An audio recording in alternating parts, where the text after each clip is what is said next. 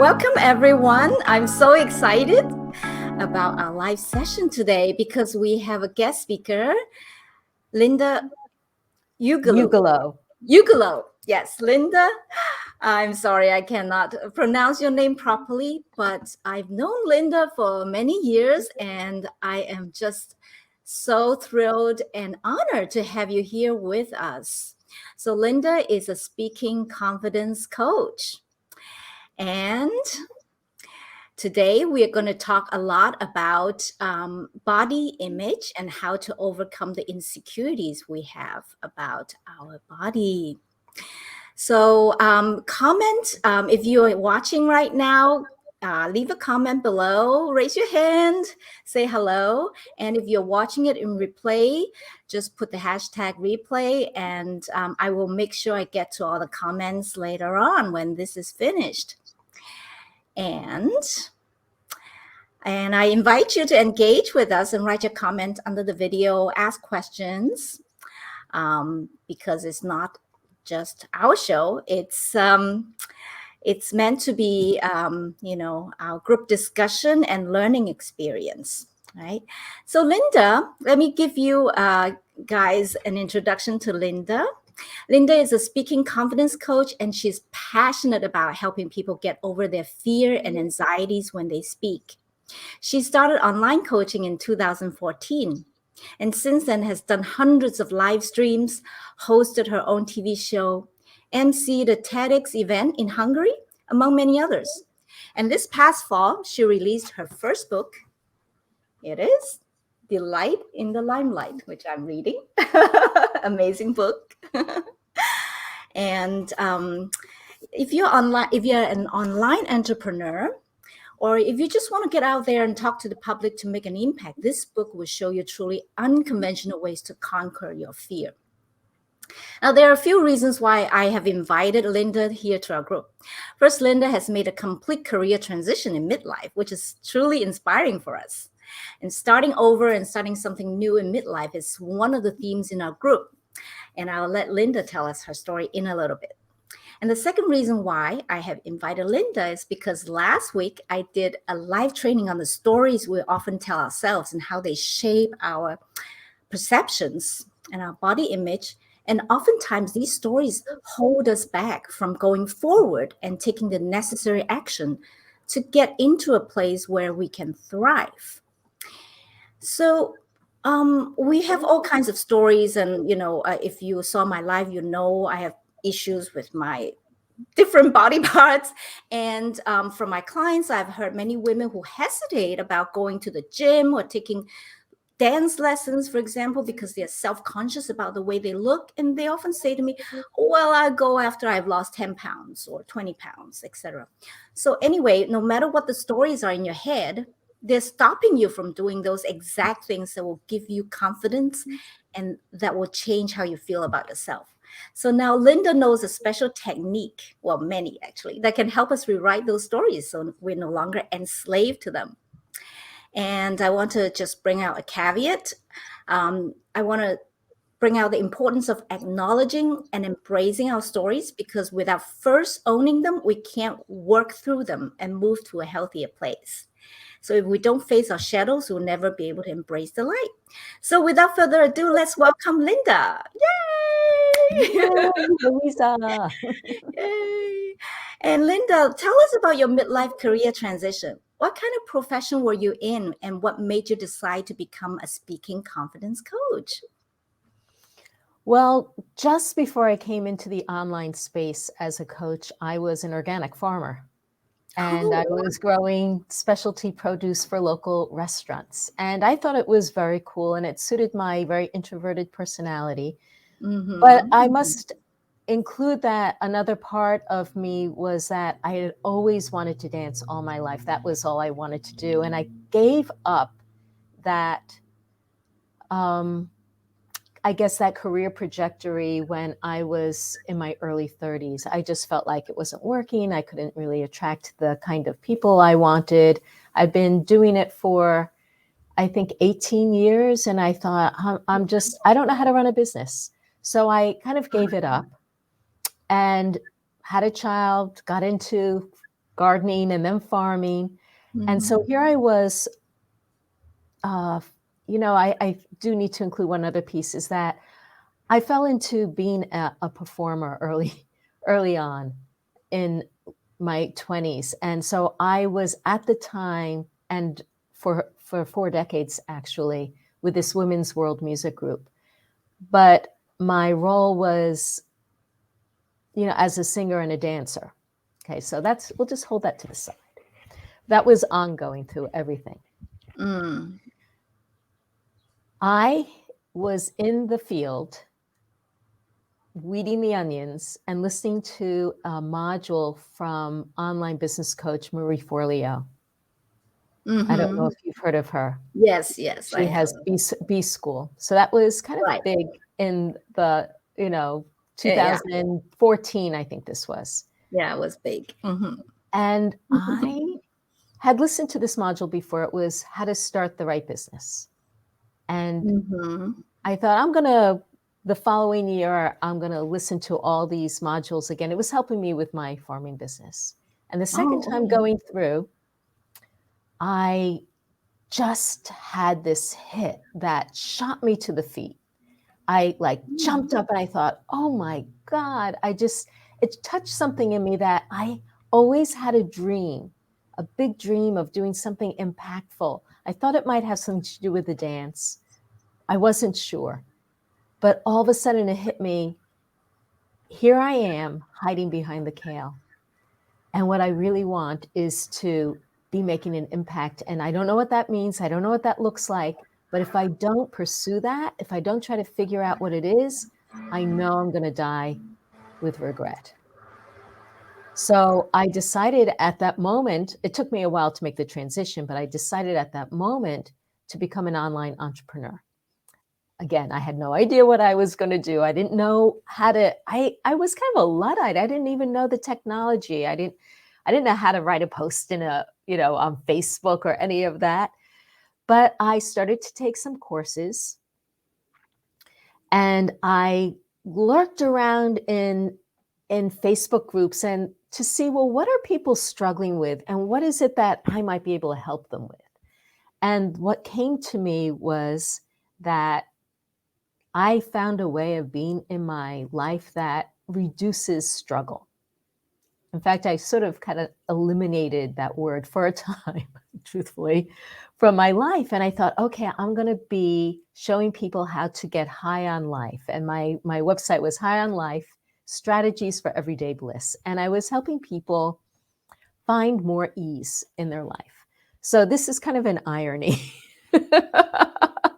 So what happened next is, as I transitioned away from my farming business, and I started to offer some free stuff.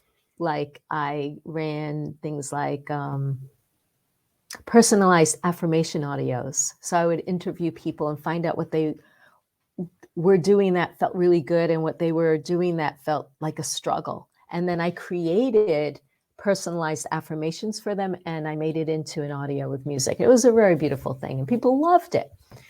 So then I thought, okay, nobody really knows about me. I've got to get myself out there. So the first thing I did was I took some video courses to get practice on camera. And I must have made, I don't know, over 100 videos that nobody saw. All Wow, so much effort. Yeah, but I just felt so uncomfortable. I felt uncomfortable. Even as a performer, if I had to announce the name of the next piece, that tied me up in knots. And I just felt like it was the last thing I wanted to do on stage. I was okay dancing, singing, I found my way with, but speaking was, oh my God, I don't want to do this. So it took me a long time to get comfortable with the whole idea that I would be speaking to the public. One-on-one was fine. A small group was fine. I was used to teaching classes, that kind of thing. So this is what happened. My video mentor said, there's this brand new app that's going to change the online space forever. It's called Periscope.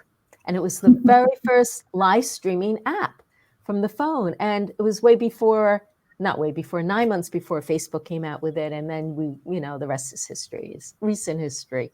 So I was told, get on Periscope. It's amazing. People from all over the world will see you, and you got to get on every day, and you're going to build a following.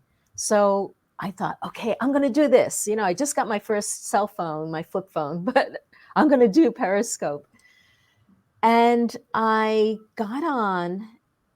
People started to flood in from France and Germany and India and California. And I thought, oh my God, this is scary. And so I reached out after a few days to my video mentor. I said, are you scared too? When do you get over it? And she said, oh, everybody's scared. Don't worry about it. By day 75, you'll adjust. 75. Yeah. I was like, oh, that's not the answer I was, hoping for. But you'd say in a week, you'll be fine. But I thought, okay, if that's what it takes, that's what it takes. I'll pull myself together. I did all these kind of, preparations to get on so I wouldn't feel like I was going to faint. I would do jumping jacks and kicks and punches. I'd put on music and dance. I'd meditate, did deep breathing. I did affirmations, all these things, all these tools. I looked up online, how to get over your fear of speaking. And I reframed it. The fear is excitement, as if I don't know the difference. And I told myself, it's not about me, it's about my audience, which is hard to do when you feel like you're having a heart attack. And also just do it. And I thought, well, I am just doing it. I'm feeling the fear and doing it anyway, but how long will I be able to keep it up? So I got to day 75, fully expecting, okay, from speaking hell to speaking heaven.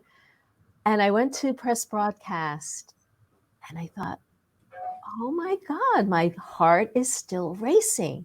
It's this racing just as hard as it did on day one. What's wrong with this picture? And then I stepped back and I said, before I go, I've got to look into this. I want to get rid of this. I don't want to live with this. I can live with it. I've been living with it, but I want to get rid of this. And that's when everything changed for me. Because when I decided I'm going to look into what is this fear trying to say, instead of pushing through it and ignoring it, then I discovered this amazing and obvious thing, which was my fear was telling me I'm going to be attacked. That's what, when I listened in, it said, you're going to be attacked. And I thought, whoa, where have I been attacked? And then all of a sudden I thought back to being a kid and my sister's attacking me whenever mom put me in the center of attention. She'd say, why can't you girls be more like Linda? Well, I saw them get punished and I made a decision I'd never do what they're doing. I would never talk back to her. Whenever she asked me to clean the dishes, I would do it right away, put my clothes away right away. She never had to ask me twice. So I wouldn't get punished by her. But what happened was when she put me in the center of attention, my sisters took that as a cue to attack me because they were angry that I was getting all the attention that they craved. So being in the center of attention was perceived as a negative. It was negative. It was dangerous for me. When I was put in the center of attention, I was going to get attacked, and also I would lose my sister's love. Oh, now tell us about this story. It seems like a pivotal moment in your childhood that, created some stories in your head. Well, it wasn't just once. It happened repeatedly. So they would kick me. They would tell me, "Shut up, stupid." Oh my God. So I never felt free to express myself. If I started to sing, "Shut up, stupid." If I started to dancing was a little better. For some reason, that didn't trigger them as much. So I think that's why I felt comfortable dancing. That's so interesting. And so it was both verbal and physical attack. Yeah. And that was just one thing. So then I had other things like physically. My mom, even though she loved me in many ways and was very encouraging, she told me, you're pretty, Linda, but you'd be prettier if you got your nose fixed. Oh. Or let's take those moles off your body. They're ugly. Take what And I off? remember the moles on my The body. moles. Yeah, Okay. and I remember going to a plastic surgeon. He said, "Can you really not live with these?" And I said, "Well, I think I can, but I don't think my mother can."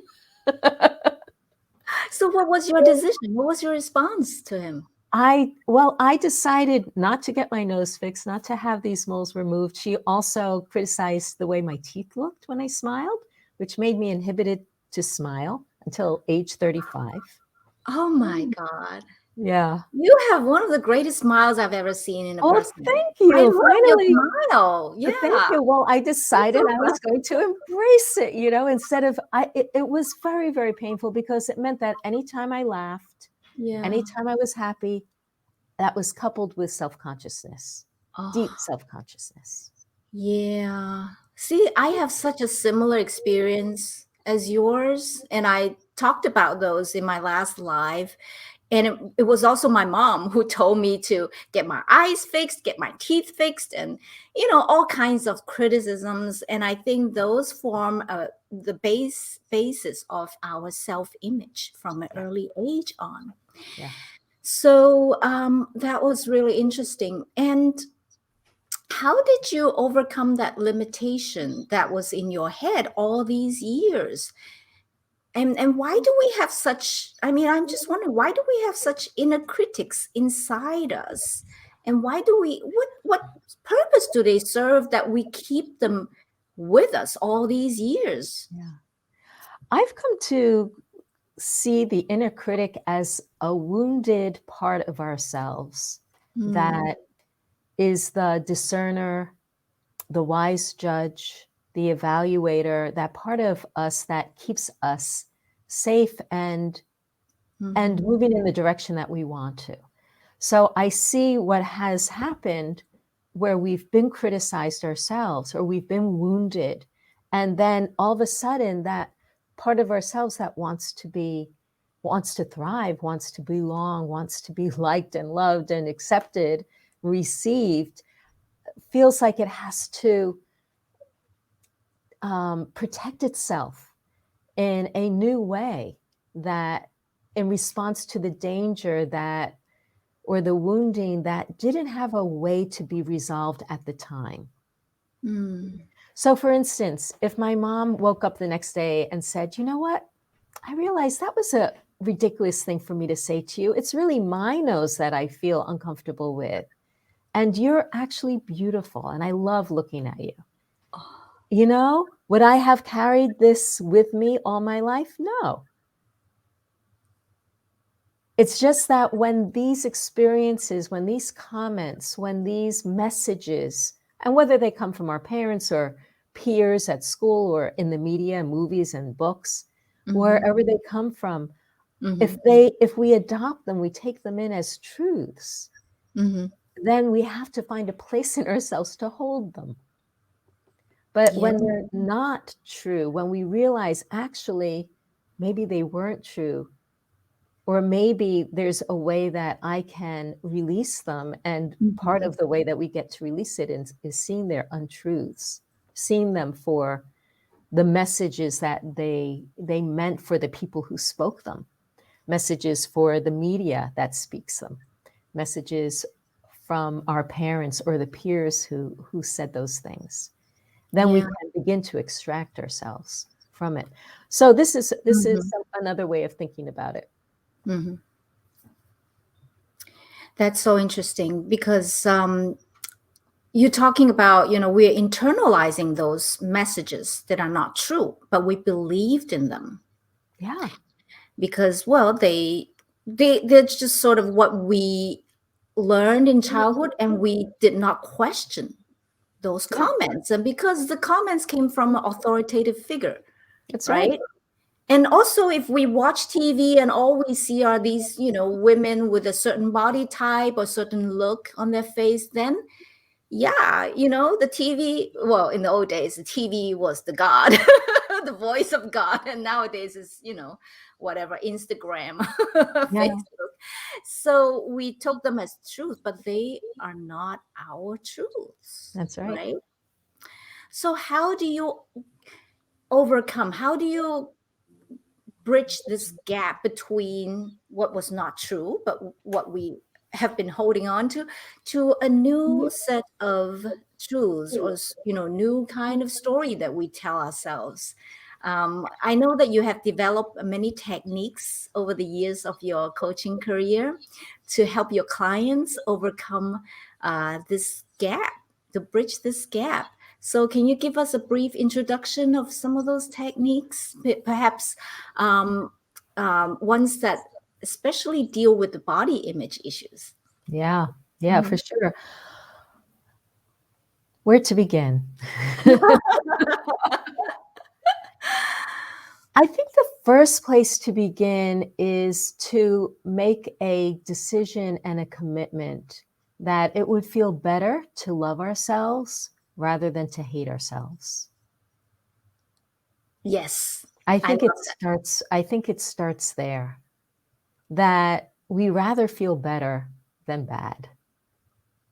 And that maybe we can be the lover to ourselves that we wished from other sources.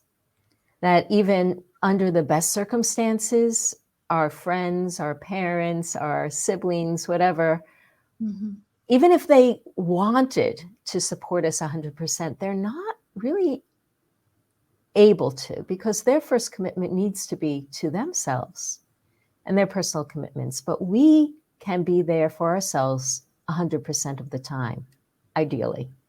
Wow. And so the question is, how can we bring ourselves to see ourselves with more kindness, see ourselves with compassion, and the same kind of love that we would give to other people who are dear to us? One way that I have worked with clients, which is really fun, is to take a photograph of someone that you love and write down all the things that you love and appreciate about them. And it kind of like, people expand, their heart opens when they do this activity. And then I say, okay, now bring a photo of yourself. And what do you see when you look at yourself?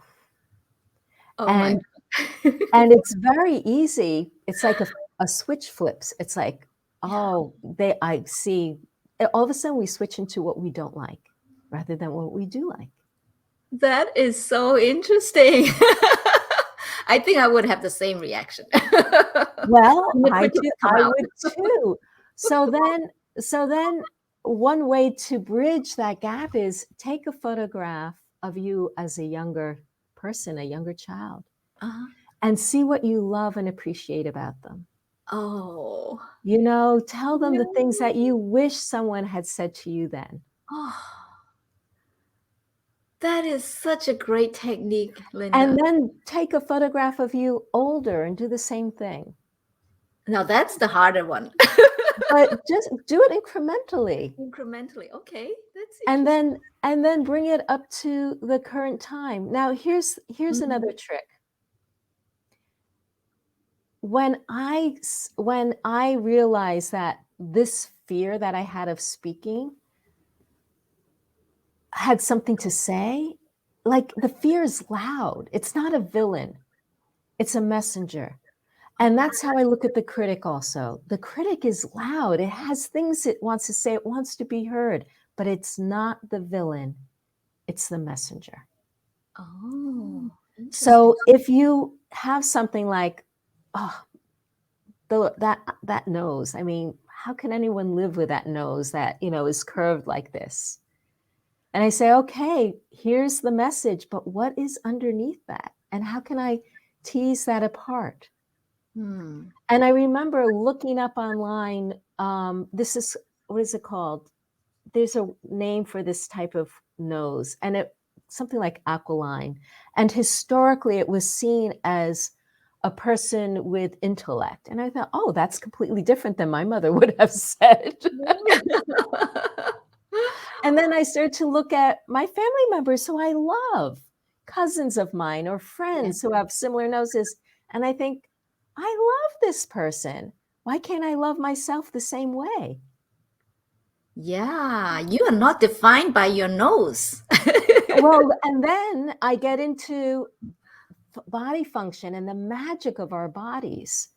The magic that we are able to, well, here I'm speaking that I'm able to make sound, that I'm able to breathe, that my nose brings in air and it works. And isn't this a magical thing that we have our bodies that function in the way they do, that my arms, I never liked the shape of my arms. I thought they were a little weird because they didn't look like, someone else's arms that I thought were beautiful. But my arms, they work. I can carry things. I can push. I can hug people. I can paint. I can dance. I can do all these things with my arms. My arms are incredible. So there are these different ways that we can approach our bodies that are not singular to a particular visual that is married to some person's idea of good. Yes, that is so true. And we tend to break apart our body into different parts, and then we start to criticize, right? Yeah. I So then still have this problem. well, yes, and truthfully, I am still, I would not say hiding in plain sight anymore. I used to feel like I was hiding in plain sight. I didn't want people to notice I had breasts. I didn't want people to look at, my profile or cover up the places where I had moles on my body, these kinds of things. But I'm still aware of these things. And that even that it's in my awareness kind of is testament to the strength of these experiences that we've had that have made an imprint on us. Yes. Yeah. So deep. Mm-hmm. So now I would like you to maybe do a demo on me. I would love to. I would love to. Yeah. So one of the things that we've been talking about are kind of like reframes and about different ways that we can think of our parts of our bodies that may open up awareness, but we can also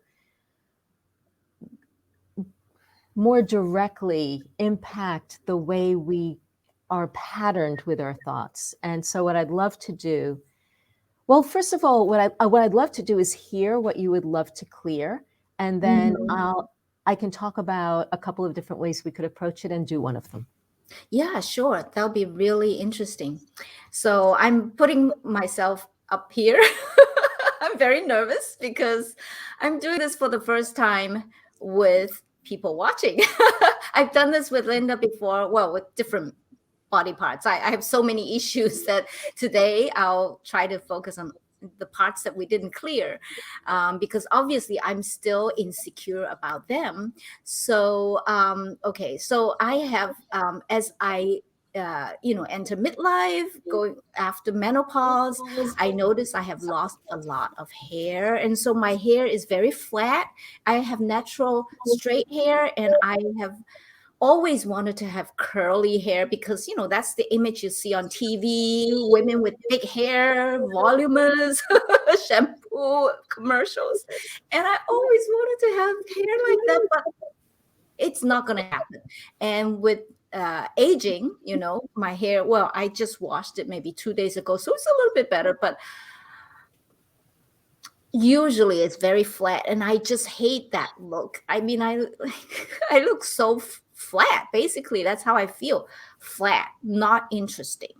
So that's one of the things I just really feel uncomfortable about. And whenever I want to go live or make a video, I'm so self-conscious about my hair because I want to stand out there and look interesting, to my audience. I want to look like I have authority. I want to look big, and this big is not egocentric, but it has to do with my image, ideal image. And I remember what my mom said. Again, mom speaking. When I was a kid, she didn't in that case she did not directly criticize me, but I think she kind of alluded to it that, when you are on stage, because, when I was a kid, I had to go on the stage to do drama. When you talk, you got to have, I can't even put it in English. 大将之风, that's the Chinese phrase. It means like a big general has this air, this, this look of confidence. And part of that look is to have broad shoulders. And, it makes you confident. And I have such narrow shoulders. And it has, even to this day, I always feel conscious about it. I even consulted a style expert, and she taught me, oh, you can wear clothes that are not soft like this, but with some texture, and the shoulders can be a bit puffy so you look bigger on camera. And I tried that. I mean, it worked, but it did not help me inside to feel confident, because it was just clothing, and it didn't really boost my self-confidence. So I think these two things are my main body issues. So how do we clear that, Linda? Okay. Yeah. One of the things I really liked what you brought up is the idea that there are things that we can change externally. Yeah. Like, you could go to a hair specialist and say, how do I make my hair so it's fuller? Is there a shampoo I can use, or a product, or what, change my clothes so it looks, bigger. But what you're also referring to is that you can change the externals, but that doesn't necessarily change the internal. That's right. Right. Those things did not change how I feel about myself. Right. So it's not necessarily really that you have narrow shoulders or you have very straight hair. It's what those things represent. Yes. Yes. And Absolutely. how you've paired what those things mean with how you may or may not measure up. Right. According to your mom. Yes, that's right. Absolutely. Yeah. So let's do some emotional freedom technique, which is otherwise known as tapping. Okay. And we'll just do it for a few minutes because it's one of these things that can last maybe 15, 20 minutes, but I don't want to take that kind of time right now. So we'll try to just get into like the core of it. And this technique is based on tapping meridian points, 8 different meridian points, and acknowledging the experience that you are having, and then taking you from that place to a new place of experiencing. And that I may not know, I usually don't know exactly where we're going, but my GPS inside is always looking for, let's bring this to a place of better feeling. Sounds Okay. good. Yeah. All right.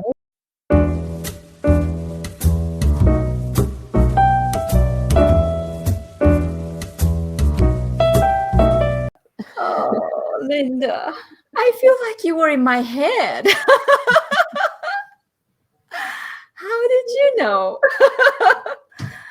You were like you express all the inner critics, what they were saying to me.